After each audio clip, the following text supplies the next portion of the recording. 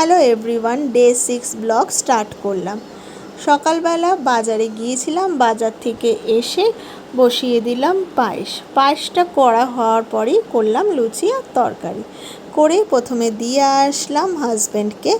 তারপরে আমি আর মা আর মেয়ে তিনজনে মিলে নিয়ে বসে পড়েছিলাম লুচি তরকারি। মেয়েকে একটু খাইয়ে দিতে হয়, কারণ সে একা খেতে পারে না। তারপর মেয়েকে একটু খাইয়ে দিয়ে আমি স্নান টান করে চলে গেলাম ঠাকুর পুজো দিতে। আজকে ঠাকুর পুজো দিতে দেখি কি না মেয়ে ওপরে উঠে এসছে ঠাকুর ঘরে। সে বলল সেও নাকি ঠাকুর পুজো দেবে, তো সেও দিল আমার সাথে। তারপরে সে তার পাপার জন্য গডের কাছে প্রে করলো। আমি বললাম ঠিক আছে, তাই হবে। দুপুরবেলা আজকে আইটেমগুলো আমি আর রান্না করিনি, যা করেছে সব রান্নার মাসি। তো আজকে ছিল ভাত, কুমড়ো ভাজা, ডিম সেদ্ধ, আলু ভাজা, ঝিঙ্গে আর চিংড়ি দিয়ে তরকারি, ওইদিকে ধনেপাতা টমেটো দিয়ে ডাল, পাঁচমিশালির তরকারি আর পমফ্রেট মাছের ঝাল। আজকে দুপুরে সবাই এই আইটেমগুলো নিয়ে একসাথে খেতে বসেছিলাম। তারপরে সন্ধ্যাবেলা আবার লেগে পড়লাম কাজে। কুমড়ো, বেগুন, পটল ভাজা, এদিকে মাছের মাথা আর লেজা আর মাটন, আর ওইদিকে আমাদের রান্নার মাসি আমাকে রান্না করার জন্য হেল্প করছিল।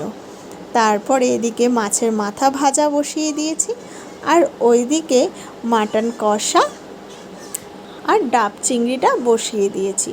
মাছের মাথাটা না একটুখানি কাই কাই করব, মানে ঝোলটা বেশ ভালো লাগে খেতে। আজকে বরের জন্মদিনটা একটু সেলিব্রেট করলাম। মাছের মাথা, চাটনি, পায়েস, মিষ্টি, ভাজা, ডাব চিংড়ি, স্যালাড, মাটন, ইলিশ মাছের ঝোল, এইসব সবই আমি রান্না করে তাকে দিলাম। এই মাসে তার জন্মদিনটা ছিল, কিন্তু মেয়ের শরীর খারাপে জন্মদিনটা সেলিব্রেশন করা হয়নি, তাই আজকে আমরা ঘরোয়া একটা ছোট করে সেলিব্রেশন করলাম। এবছর আর বাইরে গেলাম না, কেননা কারোরই শরীর ভালো নেই, আর আমার তো মন শরীর কোনোটাই ভালো নেই। তো ঘরোয়া একটা সেলিব্রেশন হলো, আর বড় খুশি হলো, আর মেয়ে তো আরও খুশি, কেননা সে কেক কাটতে পেরেছে আর মোমবাতি নেভাতে পেরেছে। এইভাবেই আজকে আমাদের পুরো দিনটা কাটলো। যাই হোক, একটু তো আনন্দ হলো না? এইভাবে আজকে ব্লগটা শেষ করলাম। Bye bye everyone.